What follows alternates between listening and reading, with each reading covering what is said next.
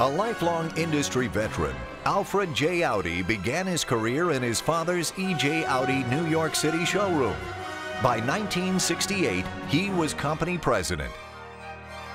Alfred Audi made a defining business decision in 1974 when he purchased the storied but ailing L and J.G. Stickley.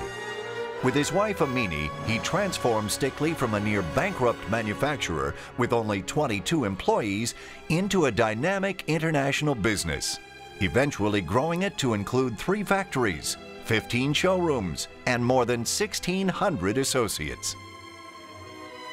But Alfred Audi's business achievements didn't end there.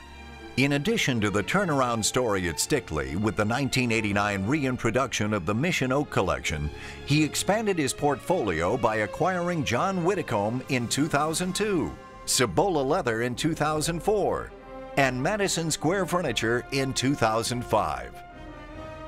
An international manufacturing expansion in 2005 saw the opening of a dedicated plant in Vietnam. An accomplished golfer and bowler, in 2004 he won the Triple Crown in golfing, the New York State Superior Senior, Onondaga Golf and Country Club Men's, and the Syracuse District Golf Association Senior District Match Play Championships. In his memory, the Syracuse District Golf Association announced an annual Audi Memorial Super Senior Championship. For 43 years, he was a devoted husband to his wife and partner, Amini, father to Edward, Carolyn, and Andrea, and grandfather of 3. Dedicated to serving his industry, church, and community, respected for his success in manufacturing and retail, and leaving a legacy of one of the most respected high-end brands in the home furnishings industry, Alfred J. Audi, 2008 inductee in the American Furniture Hall of Fame.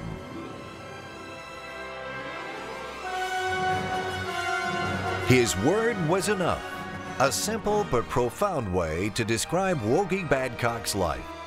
His contributions to our industry and our world can best be summed up as paving the way.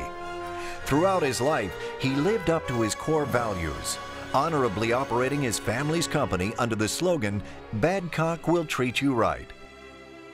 If you were in trouble, Wogey Badcock never had to be asked for help, always putting others before himself, in business and in life. He was committed to modernizing and improving business processes, built on a sturdy foundation to support his network of associate dealers, growing Badcock Home Furniture into a company known for quality, service, and integrity. He saw the value of technology and computerized early on. Over the 3 decades he led Badcock, the chain grew to more than 300 stores and further expanded through an entrepreneurial system of 200 additional associate dealers in 6 states. To serve that network, he built a far-reaching distribution system, added a merchandise catalog, and supported sales through a creative television campaign and sponsoring a NASCAR racing team, turning Badcock Furniture into a household name throughout the Southeast. Wogey Badcock was committed to being a good citizen of Lakeland, Florida, serving on numerous boards and creating endowments, not for his own visibility, but simply to help. Today, his philanthropy lives on through the Polk Education Foundation and Business Partnership and the Southern Scholarship Foundation. Wogan Stanhope Badcock Jr., 2008 inductee in the American Furniture Hall of Fame. Whether leading Flex Steel through the peaks and valleys of business cycles or putting heart and soul into building a respite care center for cancer patients and their families while fighting cancer himself, Bruce Lauritsen will always be remembered as a wonderful gentleman. Starting in sales in 1968, Bruce Lauritsen soon became sales manager for Flex Steel's Dubuque factory. By 1974, he was national sales manager. 5 years later, he was vice president, working his way through executive management to president and CEO. One of the nation's largest makers of fine upholstered furniture, under his leadership, Flex Steel's revenue doubled. Through growth and setbacks, he distinguished himself as a respected business leader, while contributing greatly to civic causes. When he succumbed to cancer, he drew accolades from across a wide spectrum. One labor leader said, "You never ever had to question what his motive was, believing he always wanted what was best for Dubuque." Along with his wife Jean, Bruce strongly supported the building of Hope Lodge of Iowa City, convincing Flex Steel to donate tens of thousands of dollars in new furniture for the lodge. He had hoped that he would live long enough to walk through the Iowa Hope Lodge door. While Hope Lodge was his final civic cause, he never hesitated to help his community, serving on boards of other businesses, educational institutions, and being active in the Chamber of Commerce. He also devoted time to the United Way, the Girl Scouts, and his own parish council. K. Bruce Lauritsen, 2008 inductee in the American Furniture Hall of Fame.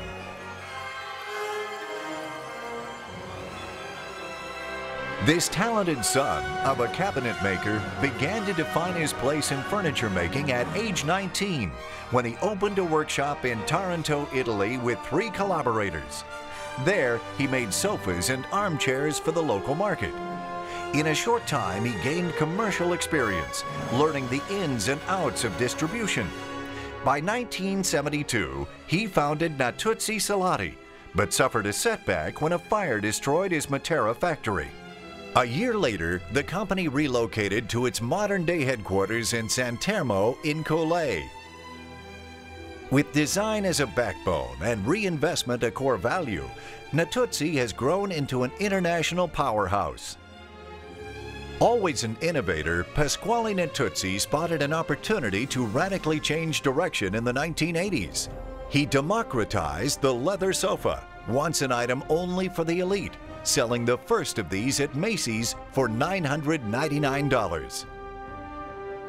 Today, Natuzzi reaches Europe, North America, and the Far East, and operates hundreds of stores worldwide. Hailed as one of the most outstanding success stories of the Italian invasion, Pasquale Natuzzi has helped change the face of the industry. Within 10 years, Natuzzi was supplying 1/5 of the leather furniture sold in the U.S.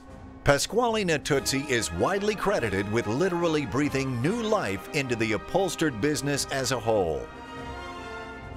In his home country, Natuzzi sponsors the Race for the Cure and actively supports the Centro Clinico Nemo, dedicated to the cure of muscular dystrophy.